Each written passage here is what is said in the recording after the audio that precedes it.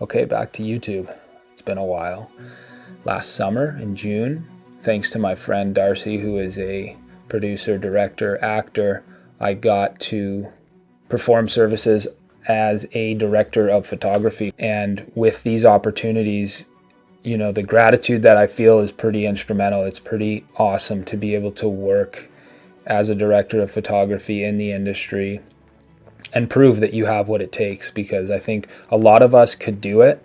And so as soon as you're gifted the chance, make sure you jump on it. I think we should just get into it. I think that's a good idea. Yeah, perfect. Welcome to day one. Welcome to day one. The first day of production pre-production has mostly covered all of the angles, and everything you need is on set. So you'll start the day getting acquainted with your team, the ADs, the ACs, the camera team, the scripty, many more. Nice plug-in over here. We're hopeful that it's not going to rain, but we don't know for sure. So we'll get an umbrella out here maybe. Yeah. Most things as a DP are controllable, but for things like the weather and the sun, you work around it. As a DP, one of your main jobs is to stay on the same page as your camera team, your directors, and your actors. Being a strong leader is all about how you operate and communicate. It's not just about shooting a scene, it's making sure that people like your script supervisor, your digital imaging technician, your lighting team, they all actually like the way you deliver information en route to the execution.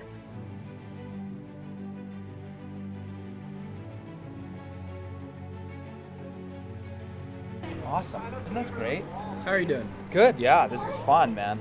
First time DP? I'm just happy. This is my second Full show? DP job on a show, but the first show, it was me and Eric and one other person. Nice. So this is the first like big one, Yeah. which is really exciting. How's it going this far? I love it. Great people. Some days you may have loads of time for one scene, and others you may be running from set to set. Keeping your composure, drinking water, and lots of water, simple ways to stay on point.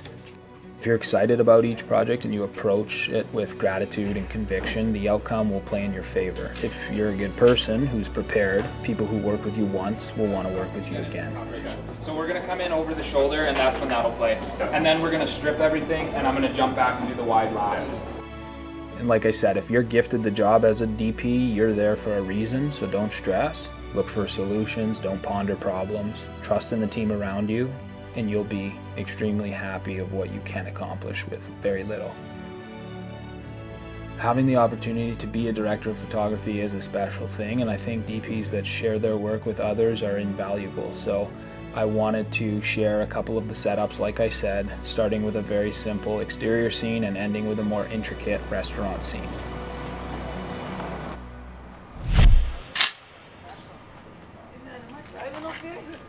I think we're parked, man. Hey man, what's in that stuff? Mostly wowie, man. Okay, so getting into it. Basically the first thing we did, because this was a stoner scene, is we got the hazer. Right away we wanted to get that smoke effect. That was obviously going to add a lot of atmosphere in terms of what they were doing illegally in the car. Luckily they weren't planning on driving, so that's a really good thing.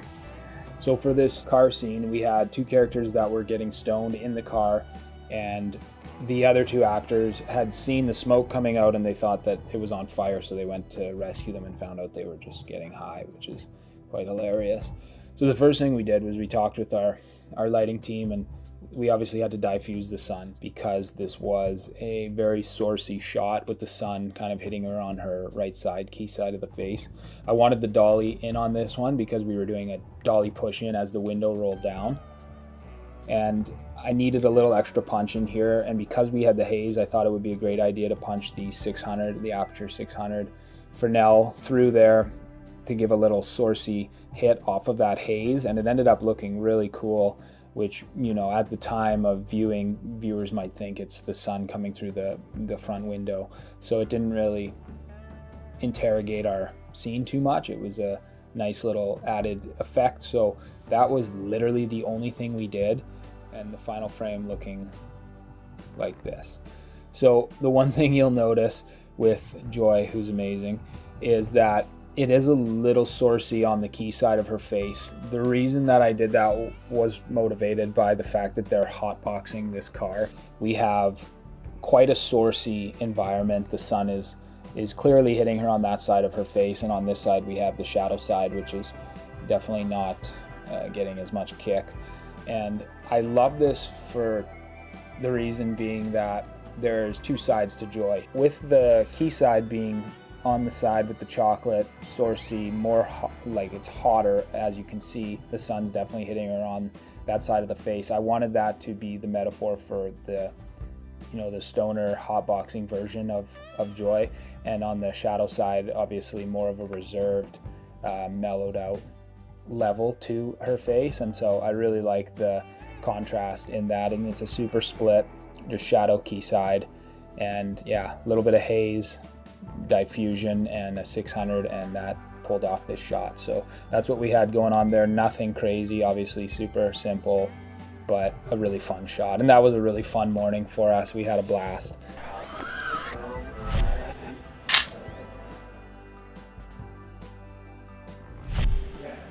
Oh, didn't see that. Welcome to the Mighty Kingdom. The restaurant scene, I was very excited to shoot at this. This is a local restaurant in a city that we often shoot in here in our hometown area. And what I wanted to do was leave the practicals on. I wanted to let them play as a little bit of warmth, so you'll see all of the overhead stayed on. I wanted to just keep these on because they had a nice realistic feel to them, because they were, you know, the lights that are a part of this restaurant. And so they weren't super saucy, they were on a dimmer, which was awesome, so we just brought them back a little bit. This jukebox that we got our eyes on immediately had to get some light, so we put a tube in that, added some tubes of ambience, a little bit of a off-putting green to kind of balance off the red from the jukebox. So we lit that up on the shelves, giving a kick on that side of the wall. The east side of the wall here, we have over here blanketed out, basically took Duvetine and blocked out all the windows, because I always want to be shooting on the shadow side. And so if our key side is on the right side of Mary's face, left of Darcy's, then that's going to be the opposite for our shadow side. Putting the Duvetine up eliminated a lot of that daylight in there, so it added a nice bit of contrast for the shot. Our actors were warming up for the scene, and while they were doing this, I kind of found a nice spot in this kitchen window, kind of the order window here that we're about to show, which has 600 kicking through, that's landing right on Mary's right side, key side of her face. It added a nice bit of contrast for the shot. And then you'll also notice here we did light up. We have a puck, as we call it, a little aperture pocket light, basically right behind the exit sign, to illuminate this exit sign and give it motivation, making it look like it's a lot brighter than it is, when in fact it didn't even light up any of the wall. So that was nice. And then we also added a tube to match our east side wall over here. We added a tube into the cooler, which illuminated the drinks and kind of gave that a lovely pop as well. So in terms of our overall wide setup, that was what we had, other than this last piece, which was a hair light, acting as a hair light for my buddy Darce, who was hilarious in this scene. This tube is just hair lighting him off to the right side, kind of separating him a bit from the foreground and background. And yeah, I think looking through this, I think that was the basis of our setup, and we were ready to shoot it. And so it looks something like this.